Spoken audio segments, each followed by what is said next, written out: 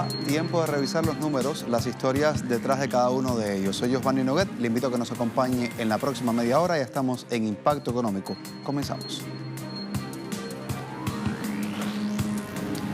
La empresa estatal de petróleos mexicanos Pemex pondrá en marcha un programa de inversiones que estará llegando hasta los campos que alcanzaron su tope de extracción. ¿Cómo lo hará?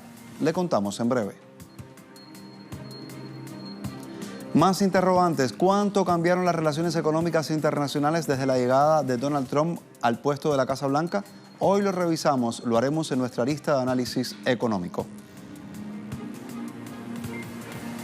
Y también hablamos de Francia, que intenta frenar el malestar con el impulso de una rebaja de impuestos a la clase media. Sucede después de 5 meses de indignación de diversos sectores de la sociedad gala.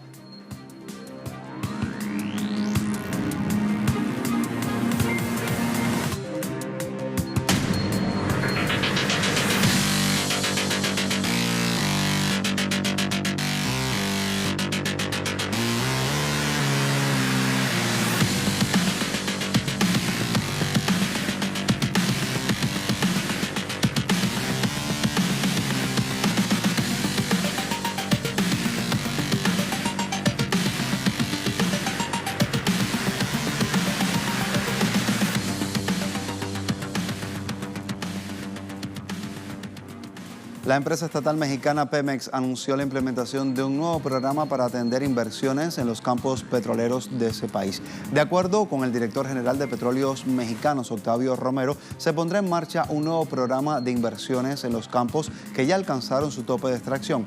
El presidente mexicano, Andrés Manuel López Obrador, ordenó reactivar la industria para producir así más de 2.400.000 barriles al día. Pemex trabajará en la extracción de nuevos campos petroleros, pero sin perder de vista el potencial de los campos maduros. También Pemex tiene previsto laborar con la Secretaría de Hacienda en torno al mejoramiento del régimen fiscal en campos maduros del país. Por último, se fijó como meta recuperar los costos en las actividades exploratorias y de evaluación. Revisamos información de Venezuela, que comenzó una campaña de denuncia ante la Organización de Naciones Unidas contra las medidas unilaterales emitidas por la Casa Blanca contra su economía. La defensa del gobierno de Caracas estuvo a cargo del canciller venezolano Jorge Arriaza. Ampliamos la información. El canciller Jorge Arriaza rechazó ante la ONU el boicot económico que mantiene el gobierno estadounidense contra Venezuela. El funcionario aseguró que se ha profundizado la pugna por el control de las riquezas del país y para desmontar el actual modelo social y económico. Hay una guerra económica que está allí y hay una guerra real también, de financiamiento de violencia, de financiamiento de conspiración, de golpe de Estado, de financiamiento a gobiernos paralelos, de entrenamiento, de intentos de magnicidio al presidente y a los altos funcionarios del país. De manera que esas sanciones o ese bloqueo, bueno, ha restringido el ingreso nacional, por supuesto que sí. Ha restringido la capacidad para poder importar. Tenemos millones, yo les voy a demostrar en los próximos minutos los miles de millones de euros o dólares que tenemos bloqueados en banca internacional. Venezuela asegura que diferentes instituciones financieras como Citibank, Novobank, Banco de Inglaterra y North Capital Bank tienen bloqueados 5.000 millones de euros de Venezuela. Igualmente se ha negado a Venezuela la posibilidad de buscar créditos para la compra de alimentos, insumos y medicinas. Banco de Inglaterra, oro venezolano, que tiene una valorización en euros o en dólares, por supuesto, están bloqueados por decisión del banco, pero siguiendo al gobierno del Reino Unido, que decidió caer en la estrategia del golpe de Estado y reconocer a un presidente fake en Venezuela, 1.359 millones de dólares. 1.192 el equivalente en euros, millones de euros, bloqueados de los venezolanos para comprar medicinas, para comprar insumos, para Venezuela, pues, bloqueados. Próximamente, el primer mandatario Nicolás Maduro anunciará la creación de un registro sobre el control de la afectación que está sufriendo el pueblo venezolano por el bloqueo del presidente estadounidense Donald Trump. En otros temas, las autoridades del gobierno de Ecuador anunciaron la liberalización de las tarifas del gas natural dentro del país. Vamos a ver entonces cómo quedan los precios y cuál sector queda excluido de esta medida. Mediante un boletín emitido por el Ministerio de Energía y Recursos Naturales No Renovables, se informa que el precio del gas natural para todos sus usos quedó liberado. Según la disposición gubernamental, el gas usado en la industria manufacturera, hoteles, restaurantes, comedores populares y los programas de alimentación escolar, se fijó un precio de $2 por millón de BTU de gas. La tarifa se mantendrá en función de los cupos de consumo establecidos por la Agencia de Regulación y Control Hidrocarburífero. Sin embargo, cuando se sobrepase el cupo, se deberá pagar el precio liberado como dicte el mercado. Asimismo, el Ministerio trabajará con los costos de Petroamazonas de entre $6 y $7 por millón de BTU de gas. Pero cuando el país tenga que importar el recurso, se ajustará los precios al valor del mercado. El tipo de gas natural que queda excluido de la medida es el destinado a uso doméstico. Particularmente, el Decreto Ejecutivo 724 aclara que no se afectará el valor del gas natural licuado utilizado en domicilios en las localidades de Bajo Alto y Machalá, en la provincia del Oro, cuya tarifa queda en 50 centavos por millón de BTU. Tiempo de una pausa en nuestro impacto económico. Al regreso estaremos revisando cómo se mantienen las relaciones comerciales en este mundo nuestro luego de la llegada al poder del presidente estadounidense Donald Trump. La era Trump y la era comercial con Trump. De ello hablaremos en nuestro tiempo de análisis. Ya regresamos, acompáñanos.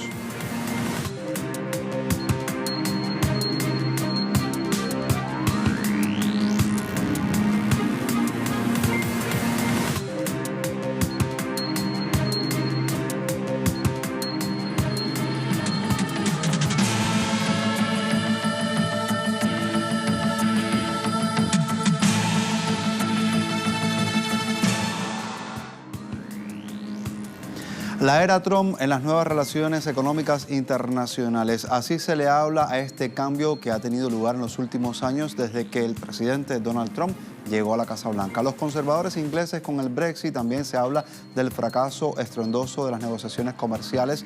Hay una decisión unilateral de Trump de imponer aranceles al acero, al aluminio y a todo lo que se le pueda ocurrir para ayudar a sus amigos empresarios que de facto han cambiado en pocos meses las relaciones económicas a nivel global.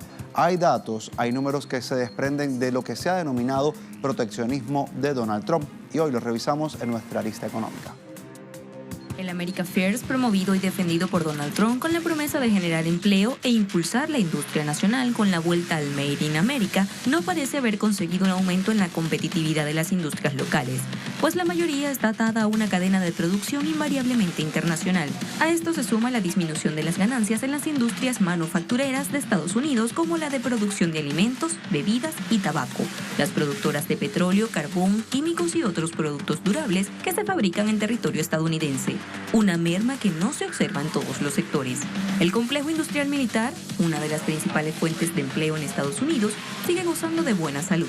La venta de armas al mundo se incrementó en 2017, una tendencia que viene arrastrando desde hace años y que promete mantenerse con Trump. El ejercicio fiscal octubre 2016-septiembre 2017 cerró con la venta de poco más de $41.930 millones, un incremento del 24% respecto al mismo periodo anterior. Los departamentos de Defensa, Estado y Comercio plantean diferentes propuestas para mejorar y acelerar el proceso de ventas a otras naciones y también estimular el incremento de empleos en el sector. Según datos recientes, Estados Unidos realiza el 57,9% de las transacciones mundiales de armamentos. Y con América Latina las ventas rebasaron los $343 millones en 2016, destacando las compras de México, Colombia, Brasil y Chile. También parece haber un repunte en las repatriaciones de dividendos de las empresas estadounidenses tras medidas como el Tax Cut. Anteriormente, las empresas solo pagaban impuestos sobre sus ganancias cuando lo ingresaban al país. A partir de ahora, ya no estarán gravadas. En el primer trimestre de 2018 ingresaron a Estados Unidos $300.000 millones por esta partida, cuando el promedio trimestral de los últimos años oscilaba en torno a los 50.000. Por primera vez desde 2005, las empresas estadounidenses registraron un flujo neto de capitales positivo hacia su país entre inversión extranjera directa y remisión de utilidades. El dato es que las repatriaciones hasta el momento no se han transformado en nuevas inversiones, sino que se han destinado mayoritariamente al mercado financiero, en particular para la recompra de acciones de las propias empresas. Y esa teoría de América primero se ve puertas adentro, pero puertas afuera. Parece que las políticas proteccionistas de Donald Trump, paradójicamente, pueden haber profundizado en el neoliberalismo por la vía de la expansión de las transnacionales estadounidenses. Expansión que, valga la pena decir, por un lado implica el aumento de inversiones y puestos de trabajo, pero que también es portadora de una serie de exigencias a las economías. Hablamos de secciones impositivas, de fuerza de trabajo barata y de condiciones laborables flexibles. Todo un condicionamiento que en América Latina y el Caribe bien conocen algunos países, entre ellos citamos Brasil, Argentina, México. Aquí tenemos datos que aporta CELAC. El arribo de Trump a la presidencia de Estados Unidos para muchos analistas auguraba un menor ritmo de comercio y de inversiones con Latinoamérica. En efecto, varios factores parecían conjugarse en este sentido. La suspensión de acuerdos, como el Acuerdo Transpacífico de Cooperación Económica, la renegociación del Tratado de Libre Comercio de América del Norte, TELECAN, la idea de renegociar incluso acuerdos bilaterales con países como Chile, Colombia, Panamá y Perú, las críticas a la Organización Mundial del Comercio por favorecer el libre comercio y la apuesta por la relocalización de la producción de las empresas estadounidenses hacia Estados Unidos, una tendencia que por el momento no se ha verificado. El comercio exterior entre Estados Unidos y América Latina y el Caribe presenta un patrón creciente desde el inicio de la presidencia de Trump. En 2017, el comercio total entre ambos bloques fue de $685.535 millones, un 4,6% superior al total comerciado en 2016. Este fue el primer crecimiento del intercambio comercial en 3 años. El aumento del comercio se debió tanto al incremento de las exportaciones de la región, 5,8%, como de las importaciones, 3%. Por su parte, el saldo comercial mejoró en favor de la región, que pasó de un superávit de $106.119 millones en 2016 a $119.863 en 2017. Según el Departamento de Censos de Estados Unidos, para 2018 esta tendencia creciente se mantiene. En el primer semestre de 2018, las exportaciones de la región a Estados Unidos incrementaron un 7,4% en relación al mismo periodo del año anterior. En tanto, las importaciones lo hicieron en 9,8%. Uno de los factores que explican el mayor crecimiento de las exportaciones a Estados Unidos, a contramano de lo que se proyectaba inicialmente, es el propio crecimiento de este país. Se constata un mayor dinamismo económico de la potencia del norte, que en 2017 creció un 2,3% y en el segundo trimestre de 2018 registró una suba de 4,3% interanual, lo que ha determinado una mayor demanda de productos latinoamericanos. Aunque la inversión extranjera directa del mundo en América Latina descendió en 2017 un 3,6%, siendo el tercer año consecutivo de caída según la CEPAL, Estados Unidos continúa siendo el principal emisor de ella a la región, con el 28% de los flujos recibidos. En particular, las inversiones estadounidenses se concentran en Centroamérica y México. En este último se concentra el 50% del total. En cambio, en América del Sur predomina la presencia de la Unión Europea. Esta situación cambia en lo que respecta a fusiones y adquisiciones, donde China tiene un rol preponderante, 43%, mientras que Estados Unidos apenas representó el 7% del volumen operado, marcando un descenso en la relación al año anterior. Los datos reportados por la Oficina de Análisis Económico de Estados Unidos dan cuenta de la posición inversora de Washington en la región, que creció en 2017 de 929.459 millones a más de 1.000 millones. Esto representa un crecimiento de 8,5%, el más alto desde 2014, que obedeció a la mayor recepción por parte de Centroamérica y México y el Caribe. En tanto, la inversión en Sudamérica se retrajo un 1,3%. Y en términos económicos prevalece la incertidumbre en cuanto al futuro y aparecen dudas sobre si estas tendencias ascendentes se mantendrán o no. No obstante, los datos existentes hasta el momento están mostrando que las relaciones con América Latina y también la inversión estadounidense y el comercio con diversos países de la región, así como la presencia de sus empresas, sigue siendo muy fuerte. El proteccionismo de Trump parece buscar desesperadamente la salvación en un neoliberalismo que ha reforzado las desigualdades y también las injusticias a nivel global. Así lo vimos en nuestro tiempo de análisis. Le propongo que hagamos una pausa en nuestro impacto económico. Al volver, estaremos revisando cómo es que han realizado anuncios desde el gobierno de Francia durante la jornada de este jueves y por qué lo han hecho, sobre todo porque se pretenden calmar las protestas de chalecos amarillos que ya han durado durante más de 5 meses. De esto hablamos a la vuelta, acompáñanos.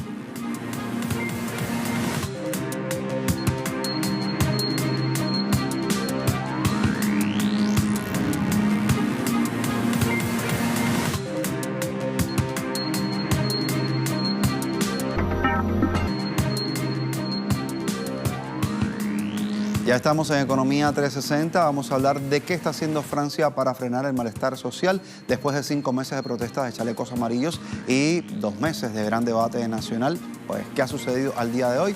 El presidente francés Emmanuel Macron anunció una serie de medidas que incluyen una rebaja de impuestos para las clases medias y una mejora de las pensiones. Igualmente, está hablando de la simplificación de las reglas de los referendos para intentar que la población se sienta más involucrada en el proceso democrático. Le contamos más.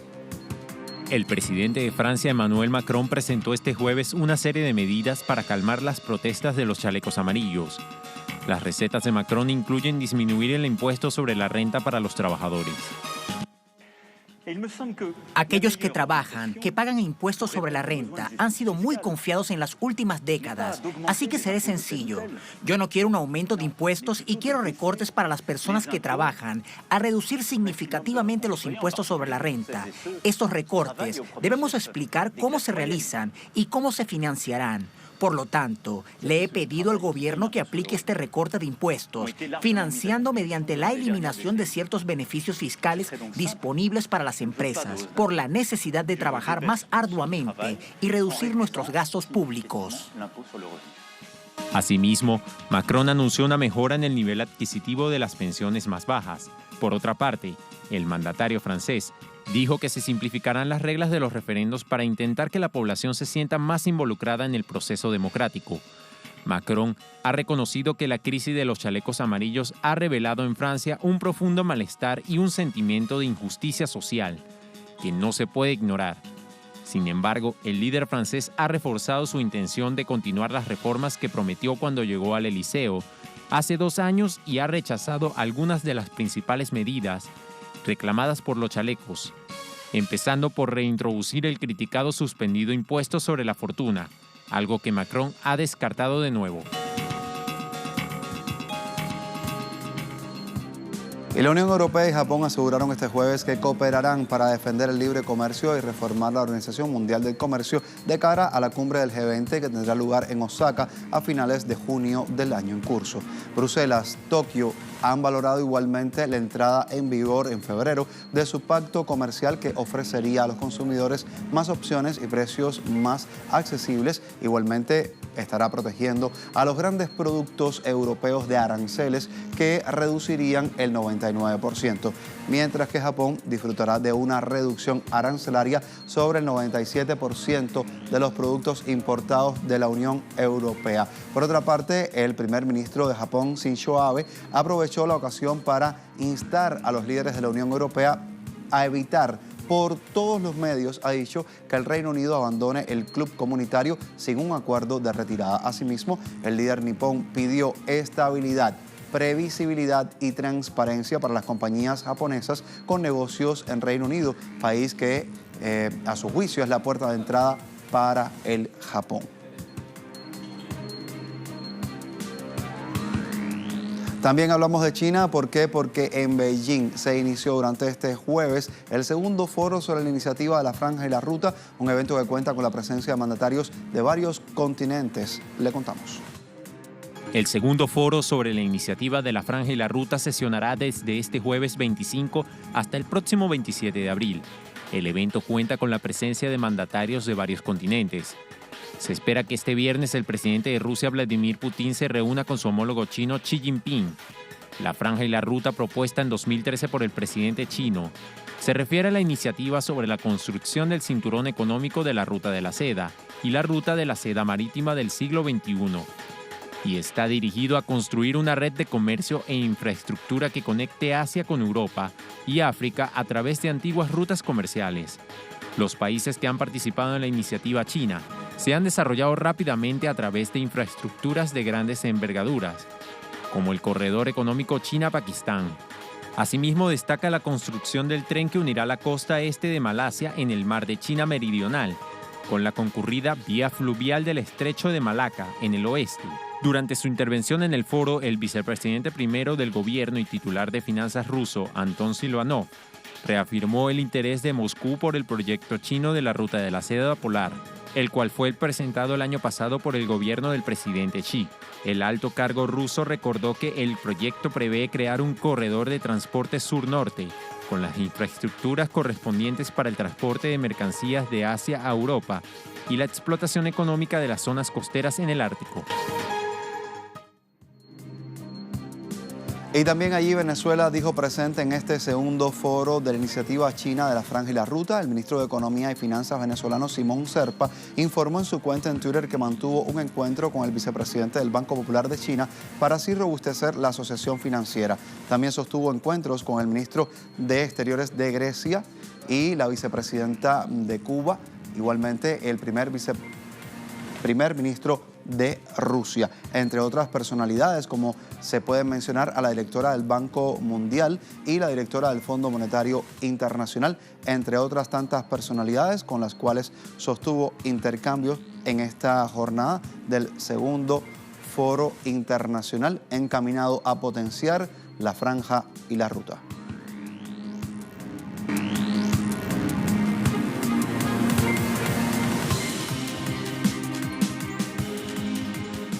Llegó el momento que dedicamos siempre a revisar los indicadores financieros de la jornada. ¿Cómo cerró la bolsa del WTI? Aquí lo traemos. Indicadores, jornada de este jueves, $66.18. Así se cotizaba este indicador, un ascenso de 0.65%. También tenemos que hablar del barril Brent. Referencia a territorio europeo, se ubicó en $75.37, subiendo 1.10%. Y también le traemos, como es costumbre, el crudo venezolano. Se mantiene estático durante toda la semana. Estamos hablando de 441.75 yuanes. Esto es una subida que tuvo la semana anterior de 15.74 yuanes en el transcurso de la semana precedente. Así están las cosas, usted sabe. Siempre tiene la información económica a través de nuestra pantalla, 2 emisiones y siempre los puntos de vista que usted está buscando para conocer todo cuanto se mueve en economía a nivel global. Nos sigue también en las redes sociales Telesur Impacto E, Telesur TV, Yosmani Telesur. Nos vemos en un próximo encuentro. Hasta entonces.